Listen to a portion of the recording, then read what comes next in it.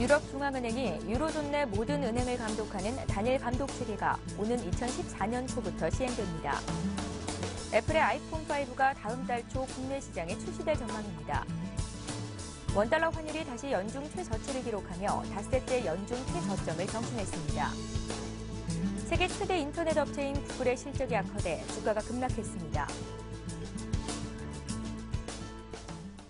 시청자 여러분 안녕하십니까? 생경제 현장의 최현정입니다. 오늘 코스피 지수는 외국인들이 대형주를 중심으로 순매도하면서 어제보다 15포인트 정도 빠진 1940선의 거래를 마쳤는데요. 자세한 마감 시황을 구경호 기자 연결해 들어봅니다. 안녕하세요. 네, 안녕하십니까? 구경호 기자입니다. 예, 오늘 마감 시황부터 자세히 전해주십시오. 네, 코스피 지수는 외국인의 매도에 나흘 만에 하락했습니다. 19일 코스피 지수는 전날보다 15.27% 내린 1943.84의 거래를 마쳤습니다. 미국 고용지표 부진과 구글의 어닝쇼크 소식이 전해지면서 코스피 지수는 장 초반부터 하락세를 보였습니다. 여기에 유럽연합 정상회담에 대한 불확실성으로 외국인 매도 공세까지 확대되면서 코스피 지수는 사흘 만에 1950선 아래로 다시 떨어졌습니다. 이날 외국인은 2천억 원이 넘는 매물을 쏟아내며 지수를 끌어내렸습니다. 기관과 개인이 각각 2,054억 원과 175억 원어치를 사들이며 지수 방어에 나섰지만 지수 하락을 막지 못했습니다. 이날 프로그램 매매는 766억 원어치의 매수 우위를 기록했습니다. 업종별로는 의료종밀 업종이 7% 이상 하락하며 가장 큰 폭으로 내렸습니다.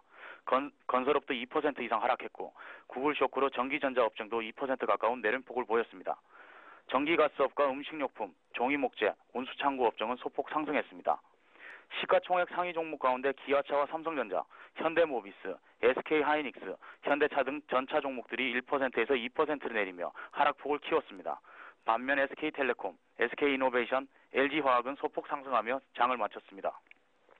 예, 오늘은 LG전자가 실적을 발표했습니다. 업황 부진에도 불구하고 선방했다는 평가를 받던데요. 어땠습니까? 네, 그렇습니다. LG화학은 19일 한국채택국제회계기준 기준으로 올 3, 4분기 매출액이 5조 8,335억 원, 영업이익 6,013억 원을 기록했다고 밝혔습니다. 순이익은 4,593억 원을 기록했습니다. 영업이익은 지난해 같은 기간과 비교해서 16.8% 줄었지만 전분기보다는 19.5%가량 늘어난 것으로 시장 전망치와 비슷한 수준을 보였습니다. LG화학 측은 안정화된 사업 구조와 단위 사업 경쟁력을 확보하고 있어 불황에도 차별화된 실적을 달성했다고 설명했습니다. 사업 부문별로는 석유화학 부분이 매출액 4조 3,662억 원, 영업이익 4,381억 원을 기록했습니다. 전분기 대비 매출액은 3.4% 감소했지만 영업이익은 25.7% 증가한 수치입니다. 특히 정보전자 소재업 부분은 매출액이 9,231억 원, 영업이익 1,477억 원으로 전분기 대비 각각 6.8%, 14.4% 늘어났습니다. 전문가들은 최근 글로벌 경기 위축 등을 감안하면 LG화학의 실적이 나쁘지 않은 것으로 분석하고 있습니다. 송영주 교보증권연구원은 LG화학의 실적은 예상치에 부합하는 수준으로 중국을 비롯한 주요 시장 업황 부진 등을 감안하면 경쟁사들에 비해 안정적인 수치라고 평가했습니다. 예, 구글의 어닝 쇼크로 인해서 오늘 국내 증시에서는 IT주들의 주가가 떨어졌는데요. 향후에 IT주들 더 떨어질 가능성이 있는 건지요? 네, 구글이 어닝 쇼크를 기록하면서 삼성전자와 SK하이닉스 등 국내 정보기술주들이 동반 약세를 보였습니다. 전날 구글은 3, 4분기 순이익이 지난해 같은 기간보다 20.1% 감소한 21억 8천만 달러에 그쳤다고 밝혔습니다. 삼성전자는 19일 유가증권시장에서 장중한 때 3% 가까이 밀리는 등 약세를 나타낸 끝에 전날보다 2.62% 내린 130만 2천 원의 거래를 마치며 닷새 만에 하락 마감했습니다. 또 LG이노텍이 1.60% 하락했고 SK하이닉스도 1.06% 내렸습니다. 이에 따라 전기전자 업종 지수도 1.97% 하락하며 전체 업종 가운데 세 번째로 큰 하락률을 기록했습니다. IT주들의 동반 약세는 전날 구글이 저조한 실적을 발표하면서 국내 IT주들에 대한 부정적인 영향을 주지 않을까 하는 우려 때문입니다. 부진한 실적에 대한 실망감에 구글의 주가가 8% 급락했기 때문입니다. 하지만 전문가들은 구글의 실적이 삼성전자 등 국내 IT주들과 직접적인 연관관계가 없는 만큼 지나치게 우려할 필요는 없다는 평가입니다. 송종호 대여증권연구원은 NHN 등 인터넷 관련 주들은 구글의 주가와 비슷하게 움직이는 경향이 있지만 삼성전자와 SK하이닉스는 연관성이 미미하다며 확대 해석을 할 필요가 없다고 강조했습니다. 예, 오늘 증시 관련 소식은 구경호 기자와 함께했습니다. 고맙습니다. 네, 감사합니다.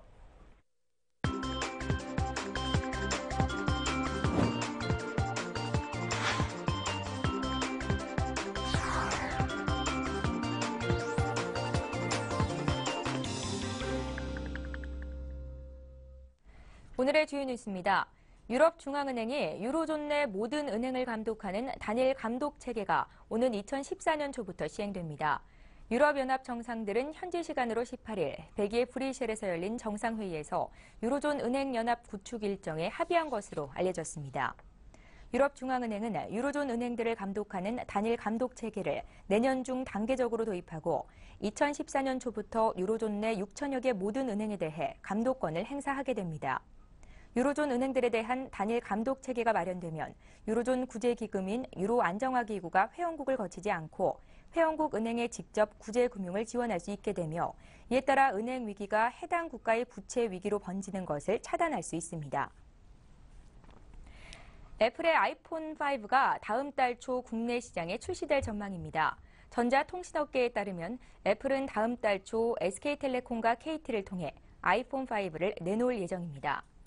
통신업계에서는 오는 26일 아이폰 5에 대한 예약 가입을 시작하고 일주일 뒤인 다음 달 2일 출시할 가능성이 큰 것으로 내다보고 있습니다. 아이폰 5는 공개 이후 이례적으로 빠른 국내 전파 인증을 받으면서 9월 중 출시가 점쳐졌지만 전파 인증 재신청 등의 절차를 밟으면서 출시가 늦어졌습니다. 아이폰 5가 국내 시장에 출시되면 약정 기간이 끝난 아이폰 4와 갤럭시 S 소유자들의 대기 수요가 몰릴 것으로 예상됩니다. 원달러 환율이 다시 연중 최저치를 기록하며 닷새째 연중 최저점을 경신했습니다. 오늘 서울 외환시장에서 달러당 원화는 전 거래일보다 1원 내린 1,103원 30전에 거래를 마쳤습니다. 구글의 부진한 실적 발표로 인한 미국 주가지수 하락 등으로 환율은 한때 1,106원 50전까지 오르기도 했습니다. 그러나 수출업체의 내고 물량이 나오면서 장 막판에는 하락세로 반전했습니다. 세계 최대 인터넷 업체인 구글의 실적이 악화돼 주가가 급락했습니다. 구글은 지난 3분기 순이익이 21억 8천만 달러, 주당 6달러 53센트로 집계됐다고 밝혔습니다. 이는 지난해 동기보다 20.1%나 감소한 것입니다. 순이익이나 매출 모두 애널리스트들의 예상에 못 미치는 것으로 구글 주가는 전날보다 8%가량 떨어졌습니다. 주가가 폭락하자 나스닥 시장위원회는 구글 주식의 거래를 잠정 중단시키기도 했습니다. 구글의 주가가 하락하면서 나스닥 종합지수는 1.01% 떨어졌으며 다우존스 지수와 S&P 500 지수도 약세를 보였습니다. 김중수 한국은행 총재가 경제의 불확실성이 일상화되는 시기가 왔다고 말했습니다. 김 총재는 오늘 오전 시중 은행장들이 참석한 가운데 한은 본관에서 열린 금융협의회에서 이제 불확실성을 관리하는 것이 일상화된 관행이 됐으며 이는 새 패러다임이라고 말했습니다. 김 총재는 최근 IMF의 수석 이코노미스트가 세계 경기 회복이 2018년 이후 가능하다고 전망한 것과 관련해 2018년은 미국의 재정 절벽 등 거시경제 문제가 끝나는 시기라고 설명했습니다. 그는 또 2018년에는 국제금융규제 바젤 3가 실행되는 시기와 겹친다고도 덧붙였습니다. 부실 금융기관으로 지정된 토마토 이저축은행이 다음 주부터 영업을 재개합니다. 금융위원회는 오늘 오후 임시회의를 열어 토마토 이저축은행 영업정지를 의결하고 주말엔 가교저축은행으로 넘겨 다음 주 월요일 영업을 재개하도록 할 방침이라고 밝혔습니다. 토마토 이저축은행은 가교저축은행 이전과 동시에 매각이 추진됩니다. 토마토 이저축은행은 지난해 영업정지된 토마토저축은행의 자회사로 지난달 다른 2개 저축은행과 함께 부실 금융기관으로 지정됐습니다.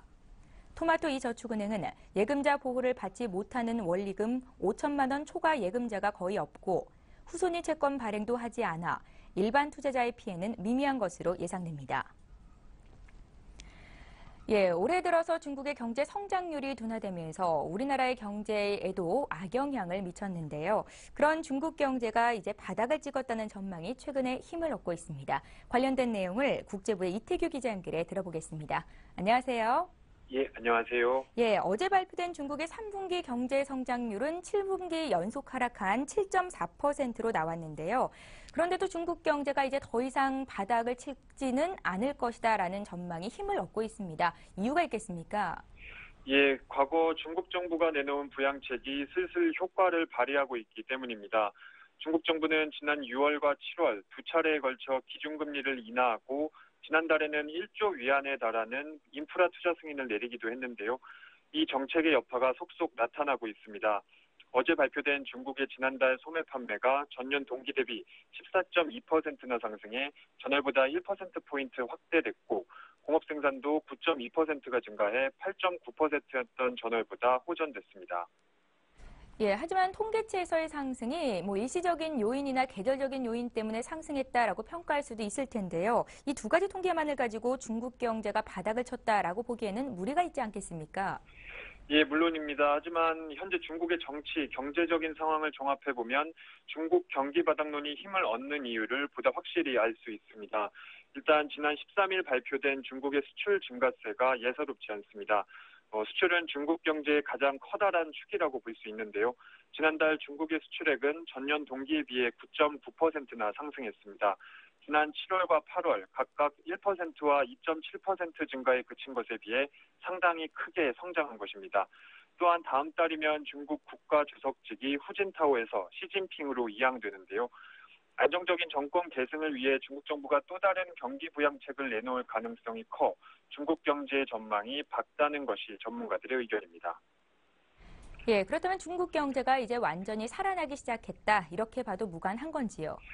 예, 일단 그런 시각에 대해서는 회의론이 우세합니다. 중국 정부의 부양책으로 일단 올해 4분기 경제 성장률이 3분기보다는 호전되겠지만 또 내년은 또 장담 못한다는 것인데요. 미국과 유럽의 경제 상황을 한 치 앞도 내다볼 수 없고 또 부동산과 내수 시장의 성장세가 기대만큼 높지 않기 때문입니다. 수출의 4분의 1을 중국에 기대고 있는 우리나라 입장에서는 중국 경제 바닥론에 너무 낙관하지 말고 철저한 대비책을 세워야 할 것으로 보입니다. 예, 지금까지 국제부의 이태규 기자와 함께했습니다. 말씀 잘 들었습니다. 예, 고맙습니다.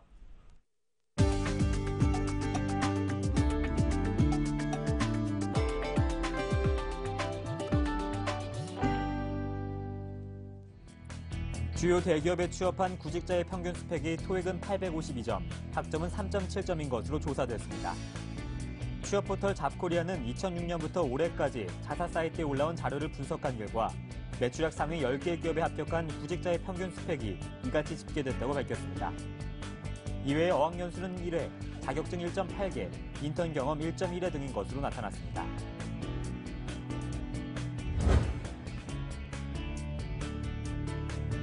한솔 홈데코가 탄소 배출권 리스 사업에 진출합니다. 한솔 홈데코는 5,000헥타르 규모 뉴질랜드 조림지에서 지난 4년간 확보한 탄소 배출권을 리스 전문 회사에 위탁하는 형태로 사업을 진행합니다. 탄소 배출권으로 수익 사업에 나서는 것은 국내 기업 중 처음이라고 한솔 홈데코는 설명했습니다. 또한 회사 측은 리스료 수익이 연 15억 원 이상이 될 것으로 보고 있습니다.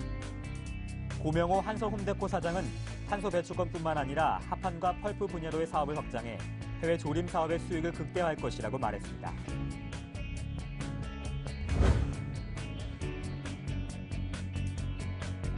구글과 삼성전자는 다음 주 초부터 태블릿 PC와 가격이 비슷한 초경량 휴대용 PC 판매에 들어갑니다.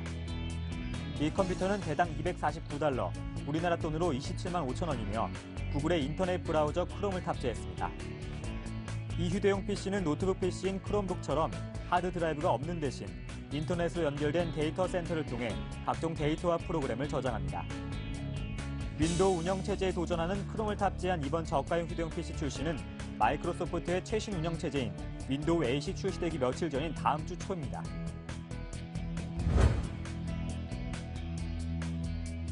한국전력은 김준겸 사장이 인도네시아 발리에서 개최된 제19차 동아시아 서태평양 전기공급 산업협회 총회에서 신임 회장에 취임했다고 밝혔습니다. 이 협회는 1975년 홍콩에서 설립됐으며 현재 19개국의 70개 전기공급 회사를 회원으로 두고 있습니다. 2013 대구 세계에너지협의회 총회 조직위원장을 맡고 있는 김 사장은 협회장 취임사에서 아시아 전력회사들이 대구 세계에너지협의회 총회에 적극적으로 참석해달라고 당부했습니다.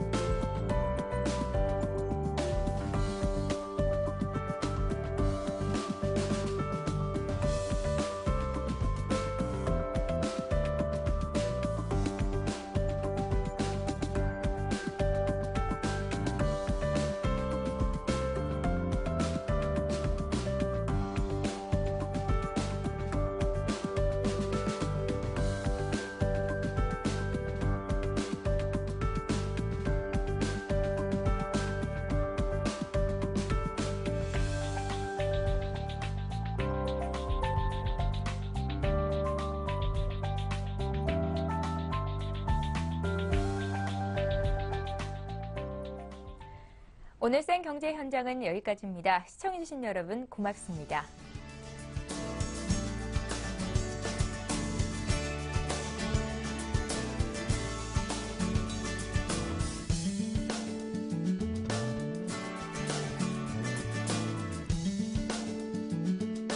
경제 TV